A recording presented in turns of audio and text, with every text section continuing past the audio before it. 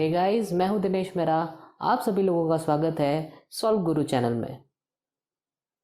Hey guys, आज हम बात करने वाले हैं chapter number 3 working with function part 2 को लेकर के। पार्ट 1 ऑलरेडी मैंने इसका वीडियो अपलोड कर दिया है मेरे यूट्यूब चैनल के अंदर। अगर आप लोगों ने नहीं देखा है तो ऊपर आई बटन है, वहाँ पर आप जाइए, वो सीधा आपको उस वीडियो के ऊपर लेके जाएगा। अदरवाइज़ मैंने उसका भी लिंक डिस्क्रिप्शन के अंदर मैंने दे रखा है, तो आप वहाँ से भी चेकआउट कर सकते हैं।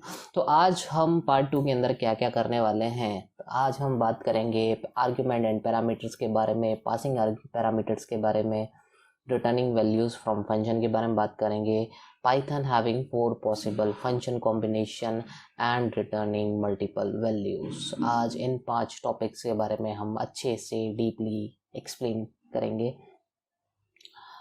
तो सबसे पहले हम बात करते हैं आर्ग्यूमेंट एंड पैरामीटर को लेकर के। As we know that we can pass value to function, हम सभी को पता है कि जब हम फंक्शन बनाते हैं तो हमें उसके अंदर वैल्यूज़ पास करनी होती हैं। दूसरा पॉइंट क्या कह रहा है, we define variable to receive values in function definition, या उसके अंदर क्या करते हैं, वेरिएबल से भी वैल्यूज़ को रिसीव करते हैं और फंक्शन को डिफाइन करने का काम करते हैं। तो ये डिफाइन करते वक्त किन किन चीज़ों किस किस तरीके के आर्ग्यूमेंट्स हमारे पास में हो सकते हैं, ये ऑलरेडी मैंने आपको बता रखा है, लेकिन फिर भी मैं आपको बता रहा हूँ फिर से। तो सपोज़ कर लो मेरे पास में यहाँ पर एक एग्जांपल दे रखा है। मैंने यहाँ पर जो एग्जांपल है, मैंने एक MUL नाम का एक फंक्शन बनाया है जहाँ पर 2 पैरामीटर्स, ये जो आप देख रहे हैं ये मेरे क्या है, पैरामीटर्स हैं, ठीक है ना। तो ध्यान रखना हमेशा इस चीज़ को लेकर के, ये जो है ये पैरामीटर है मेरे। देन उसके बाद में C = A multiply by B मैंने किया। देन उसके बाद में मैंने किया प्रिंट C। ऐसी सिचुएशन के अंदर ये तो मेरा पूरा हुआ फंक्शन वाला पार्ट है। x और ये आ गया मेरा मेन पार्ट, x = 10 y = 20। अब यहाँ पर आता है सबसे पहले लिटरस। अच्छा, लिटरस किस तरीके की वैल्यू होती है, अगर सपोज कर लो जब मैं फंक्शन कॉल करूँ, उस फंक्शन कॉल के अंदर सपोज कर लो मैंने 1 और 2 दे रखा है, मतलब डायरेक्ट वैल्यू दे रखी है, तो वो फॉर्म करता है आपका लिटरस के अंदर, ठीक है। इन केस अगर मैं सेकंड ऑप्शन देखो, अगर मैं फंक्शन को कॉल करता हूँ, यहाँ पर मैंने एक्स वाई दे दिया, मतलब ये वाली वैल्यूज डाल दी, तो ये होता है मेरा वेरिएबल्स फॉर्म के अंदर। तीसरा आता है मेरे पास में एक्सप्रेशन। एक्सप्रेशन क्या होगा, जहाँ पर आप फंक्शन कॉल करते वक्त कोई एक्सप्रेशन लिखेंगे तो वो अपना रिजल्ट उसके अकॉर्डिंग आपको शो करेगा। तो इस तरीके से हम क्या करते हैं, आर्ग्यूमेंट एंड पैरामीटर्स को यूज में लेंगे। यहाँ पर देखो, यहाँ पर ये जो है ये मेरे क्या है, पैरामीटर्स, लेकिन यहाँ पर क्या है, आर्ग्यूमेंट्स है। तो आर्ग्यूमेंट्स हमारे पास में अलग अलग तरीके के हो सकते हैं, आर्ग्यूमेंट हम कैसे भी यूज में ले सकते हैं। आगे हम बात करते हैं पासिंग पैरामीटर को लेकर के। पासिंग पैरामीटर को ध्यान में रखने के लिए क्या क्या हम चीज़ों को यूज में लेना पड़ेगा। तो सबसे पहला चीज आ रही है कि function call must provide all the values, मतलब जब आप फंक्शन को कॉल करो तो सारी की सारी वैल्यूज रिक्वायर्ड होनी चाहिए बाय द फंक्शन डिफाइनेशन, मतलब फंक्शन डिफाइन के अंदर कौन कितने वेरिएबल्स आपने यूज में लिए या वहाँ पर कितने आपने पैरामीटर यूज में लिए, तो उतने के उतने यहाँ पर भी आर्ग्यूमेंट्स हमारे पास में होने चाहिए। If function header 3 parameters name, जब हेडर होता है वहाँ पर अगर सपोज कर लो हमारे पास में अगर 3 पैरामीटर दे रखे हैं, तो फंक्शन कॉल के अंदर भी हमारे पास में क्या होना चाहिए, 3 पैरामीटर्स होने चाहिए या फिर 3 आर्ग्यूमेंट होने चाहिए। तीसरा पॉइंट हमारे पास में क्या है, Python provide some other way of sending the matching arguments and parameter. और तीसरे के अंदर क्या रहा है कि कुछ पाइथन जो होता है वो अलग अलग तरीके से आर्ग्यूमेंट पैरामीटर का मैचिंग होता है। तो उसके अंदर सबसे पहला आता है पोजिशनल आर्ग्यूमेंट आता है, सेकंड आता है डिफॉल्ट आर्ग्यूमेंट एंड तीसरा आता है आपका कीवर्ड आर्ग्यूमेंट। तो सबसे पहले बात करते हैं पोजिशनल आर्ग्यूमेंट के अंदर। पोजिशनल आर्ग्यूमेंट के अंदर देखो क्या करा है, सबसे पहले we need to match the number of argument with the number of parameter required. भाई जब हम फंक्शन बनाते हैं तो फंक्शन के अंदर, जैसे मैं आपको एक एग्जांपल देता हूँ, तो यहाँ पर देखो मैंने क्या कर रखा है कि फंक्शन बनाया, फंक्शन के अंदर मैंने यहाँ पर कितने यूज़ में लिए, ये मेरा क्या है पैरामीटर यूज़ में लिया, और फंक्शन को कॉल करते वक्त भी कितना होना चाहिए, 2 पैरामीटर, मतलब 2 आर्ग्यूमेंट्स मेरे पास में होने चाहिए। तो सेकंड पॉइंट क्या है, argument must be match provide for all parameters. तो मतलब जितने मैंने यहाँ पर आर्ग्यूमेंट दिए हैं वो पैरामीटर्स, नंबर ऑफ पैरामीटर्स के साथ में मैच करना चाहिए। तो अगर ऐसा है तो वो प्रोग्राम जो होगा वो आपका अच्छे से रन करेगा। लेकिन इन केस जैसे मैंने सेकंड के अंदर मैंने यहाँ पर दिया है कि मैंने यहाँ पर फिर से एक और फंक्शन कॉल किया, लेकिन अब मैंने यहाँ पर क्या किया, एक्स वाई जेड, मतलब जो जेड जो है वो एक और मैंने पैरामीटर दे दिए, आर्ग्यूमेंट, सॉरी मैंने एक और आर्ग्यूमेंट दे दिया। यहाँ पर मेरे पास में 3 आर्ग्यूमेंट है, बट फंक्शन जब मैंने डिफाइन किया था वहां पर मेरे पास में 2 ही पैरामीटर है, तो ये क्या हो गया, मिसमैच हो गया। तो ऐसे सिचुएशन के अंदर वो हमेशा प्रोग्राम क्या करेगा, वो मेरे को एरर शो करेगा। सेकंड हम बात करते हैं डिफॉल्ट आर्ग्यूमेंट को लेकर के। अच्छा, डिफॉल्ट आर्ग्यूमेंट क्या होता है, देखो डिफॉल्ट आर्ग्यूमेंट के अंदर सबसे पहली चीज जो होती है वो हमको ध्यान में रखनी है, वो कौन सी है, अ parameter having a default value. मतलब पैरामीटर के अंदर हम क्या करेंगे, एक डिफॉल्ट वैल्यू डाल देंगे, ठीक है, और वो कहाँ पर होगा, फंक्शन हेडर के अंदर ही हम उसको कर देंगे। तो देखो मैंने यहाँ पर एक एग्जांपल दे रखा है कि डिफॉल्ट इंटरेस्ट, मैंने यहाँ पर एक इंटरेस्ट नाम का सिंपल इंटरेस्ट निकालने का एक फंक्शन बना रखा है। तो मैंने यहाँ पर क्या किया, प्रिंसिपल टाइम, ये भी मेरे क्या है, मेरे पास पैरामीटर है। लेकिन जो तीसरा पैरामीटर है रेट इक्वल टू 0.10, मैंने यहाँ पर क्या कर दिया, इसी के अंदर मैंने एक वैल्यू डाल के रख दी है, मतलब मैंने वैल्यू इसके अंदर इनिशियलाइज कर ली है कि मतलब रेट जो है वो 0.10 होनी चाहिए। अब इसका फॉर्मूला ये रहा, एंड उसको मैंने क्या करा दिया, प्रिंट करा दिया।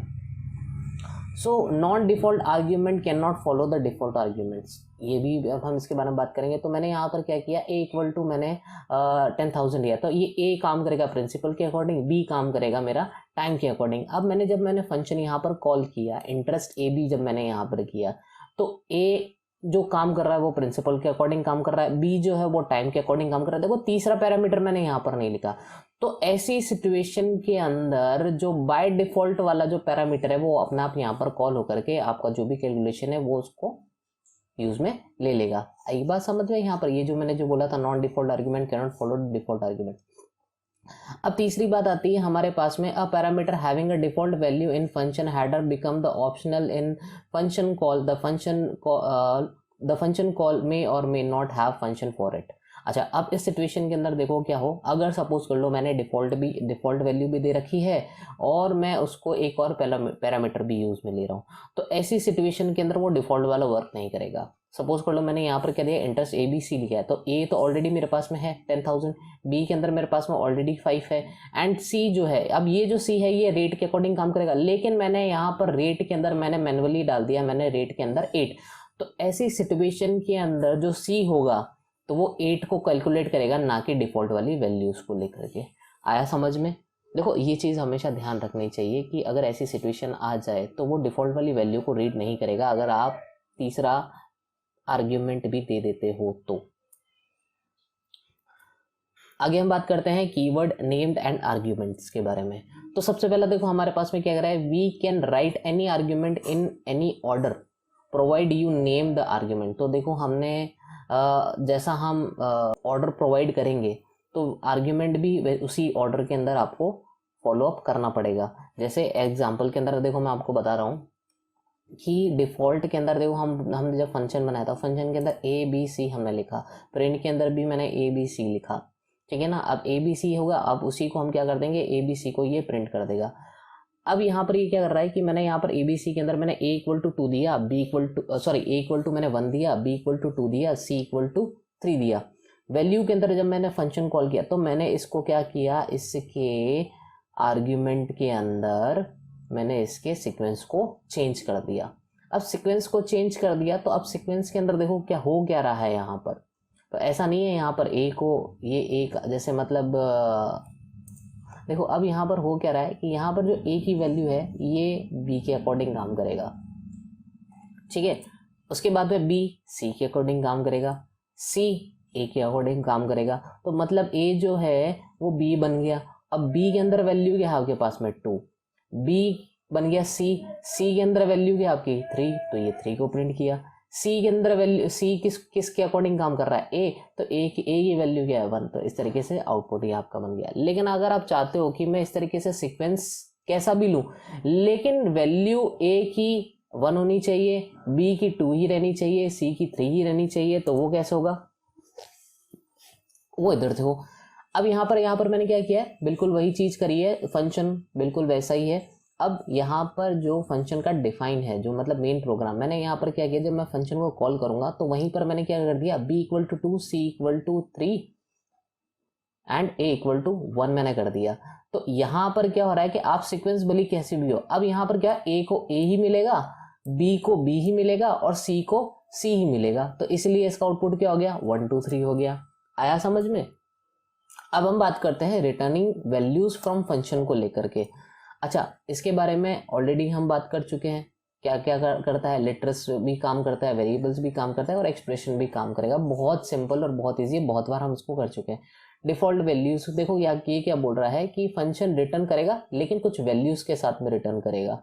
तो और जो वो वैल्यू होगी वो किस तरीके किस वे में फॉलो कर सकती है, वो लिटर्स के फॉर्म में भी कर सकती है, वेरिएबल्स के फॉर्म में भी कर सकती है और एक्सप्रेशन के फॉर्म के अंदर भी कर सकती है। जैसे यहाँ पर मैंने एक एग्जांपल दिया, बाय डिफॉल्ट सम को मैंने डिफाइन किया, एक्स वाई 2 पैरामीटर डाले, X S equal to X plus Y और रिटर्न कर दिया एस, और रिजल्ट के अंदर मैंने इसका रिजल्ट जो है सम को कॉल कर दिया। तो यहाँ पर मैं जब कॉल करूंगा तो मैंने डायरेक्ट यहाँ पर 5 and 3, मतलब 5 and 3 यहाँ पर क्या है, ये लेटर्स के अकॉर्डिंग इसका आउटपुट आएगा।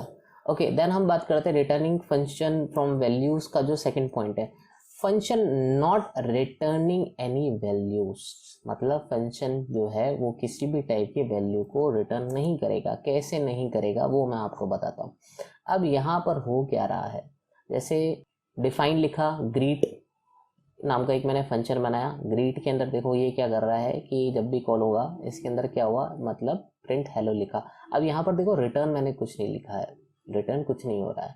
तो ऐसी सिचुएशन के अंदर जब मैं ए को कॉल करूँगा, जब रिटर्न कुछ नहीं होता ना, तो क्या होगा कि जब आप ए इक्वल टू ग्रीट करोगे तो इसका आउटपुट तो आ जाएगा आपका हेलो, लेकिन जब आप प्रिंट ए कराओगे तो वो आपका रिजल्ट देगा नन। क्यों? क्योंकि ए को मैंने कहीं पर भी कहीं रिटर्न नहीं हुआ, यहाँ पर रिटर्न नहीं हुआ। अगर यहाँ पर ए को अगर मैं रिटर्न करवाता ना तो वहाँ वापस फिर से हेलो लिखा हुआ था, रिटर्न नहीं कराया तो यहाँ पर क्या आ रहा है, नन आ रहा है।